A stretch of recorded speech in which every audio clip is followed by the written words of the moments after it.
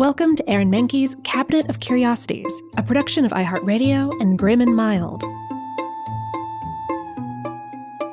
Our world is full of the unexplainable. And if history is an open book, all of these amazing tales are right there on display, just waiting for us to explore. Welcome to the Cabinet of Curiosities.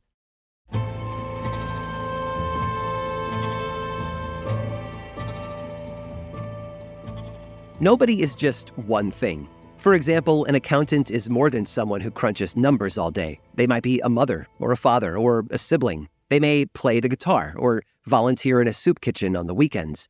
People contain multitudes, and we don't always know a person entirely, even someone we may see every day, like Anthony. Anthony was born in August of 1926 in Queens, New York. Unlike the Billy Joel song, it wasn't Anthony who worked in a grocery store, it was his father, an Italian immigrant who had come to the United States in 1906. His mother, Anna, was a seamstress born in the U.S. to parents from the Calabria region of Italy. Anthony grew up in poverty, but he found solace in music. He loved listening to singers like Judy Garland and Bing Crosby, and he even had a tap dancing uncle on the vaudeville circuit. That introduction to show business lit a fire in him and inspired him to pursue his passion, singing. Unfortunately, Anthony's foray into performing would have to wait. He was drafted into the Army in 1944, where he became an infantry rifleman. But fighting for his country wasn't all guts and glory for an 18-year-old Italian kid from New York. He was faced with a heavy dose of racism, especially from a sergeant who put him on KP duty whenever he could, simply because of his ethnicity. Anthony, though, eventually made his way to France in January of 1945, where he was placed with the 63rd Infantry Division. The Allies had suffered considerable losses in the Battle of the Bulge, and Anthony's battalion had been brought in to help. He then traveled from France to Germany, where he got a close look at the horrors of war. He would later call it a front row seat in hell. But the fight raged on until Anthony pressed into Bavaria. He was one of the many soldiers who helped liberate the Kaufering concentration camp, a sub-camp of Dachau. One of the first things that he and his men did was get food and water to the people being held captive. But they had been beaten down so severely that they didn't think the Allies were there to help. Sadly, the troops had arrived just a bit too late. Anthony learned that all of the women and children had been killed already, and half of the surviving captives had already been shot.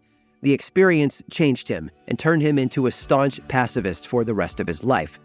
But once he got home, he enrolled at the American Theater Wing, a New York-based nonprofit that helped him rediscover his love of music. Anthony soon found work as a singing waiter, a job that he'd had before joining the Army. He even cut a few records, but didn't find much success. Not until 1950, when he was signed to Columbia Records by big-time record producer Mitch Miller. Miller had worked with the likes of Doris Day and Dinah Shore, and he heard something in Anthony, a voice that could croon with the best of them. Except there was already another big star already at Columbia, a guy named Frank Sinatra. But old Blue Eyes had hit a slump, and his last few albums had fallen short. He was leaving for Capitol Records, so Anthony found himself in the unique position to pick up where Sinatra had left off. He began by singing popular songs of the era, and his first big hit came in 1951 with his rendition of the 1940 song Because of You. It sat at number 1 on the Billboard charts for 10 weeks and sold 1 million copies. Over the next few years, he covered country songs, became a teen heartthrob, and established himself as the preeminent singer of the Great American Songbook. But perhaps his best-known hit was recorded in 1962. It was a song that followed him throughout his whole career, originally written by George Corey and Douglas Cross in 1953 as a love letter to their hometown. They'd come from New York to California, where, feeling homesick, they had penned a little ditty about their city by the bay. I Left My Heart in San Francisco became the signature song of World War II hero Anthony Dominic Benedetto, better known to audiences today as the late, great Tony Bennett.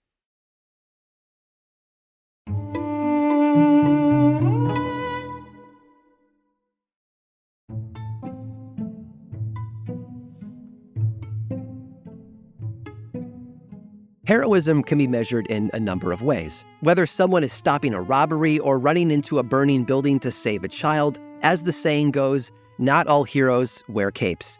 But sometimes a hero is someone who chooses a different path. They use their words instead of their fists. They speak up when no one else will.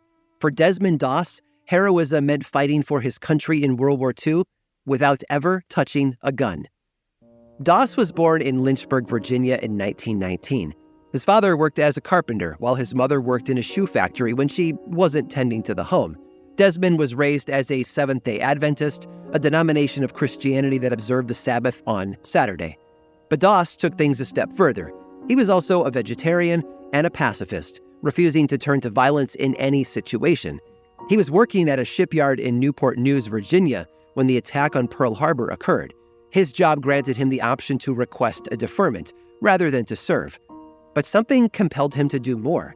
He didn't just want to sit out while others were off doing their part, so he enlisted with the Army. He had hoped that being a conscientious objector would be his ticket to a position as an Army combat medic. He had no interest in picking up a gun. Instead, he was made a rifleman with the 77th Infantry Division. But Doss was a firm believer in not killing any other living soul. He refused to carry a rifle, even when ordered to. One fellow soldier who saw him as a misfit and a coward threatened to make sure he didn't come back from the front lines alive. Others tried to have him court-martialed, but nothing worked. Doss continued to serve while being bullied and beaten by the men in his platoon, and he never let it get to him during his entire military career. Then, in April of 1945, Doss and his battalion were summoned to Okinawa. Their mission was to ascend and capture a massive 400-foot-tall cliff known as Hacksaw Ridge. They eventually reached the top, only to be faced with thousands of Japanese soldiers hiding in nearby caves, waiting for them. A retreat was ordered, and the men scrambled to make it back down the cliff safely, but the Japanese soldiers prevented many of them from getting away. A fraction of Allied soldiers were actually able to climb back down, with many being killed or wounded in the process. But Doss refused to flee. He saw his fellow soldiers, the ones who had insulted him and made his life a living hell, dying in enemy territory, and he couldn't just leave them there.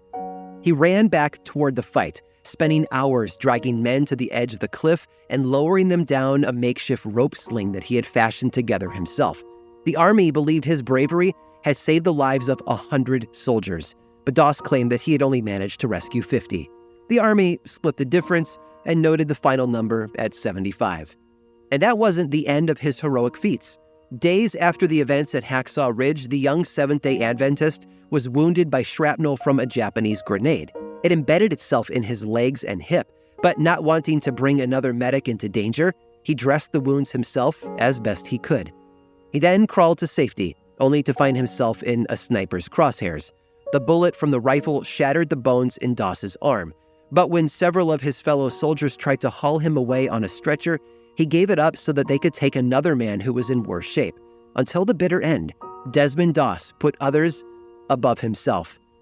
Surprisingly, despite his severe wounds, Doss survived the war. He received the Medal of Honor for his bravery and for saving the lives of dozens of men.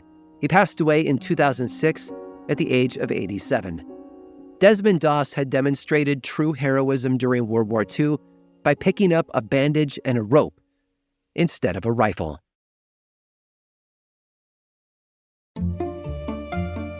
I hope you've enjoyed today's guided tour of the Cabinet of Curiosities. Subscribe for free on Apple Podcasts or learn more about the show by visiting curiositiespodcast.com. This show was created by me, Aaron Mahnke, in partnership with How Stuff Works. I make another award-winning show called Lore, which is a podcast, book series, and television show, and you can learn all about it over at theworldoflore.com. And until next time, stay curious.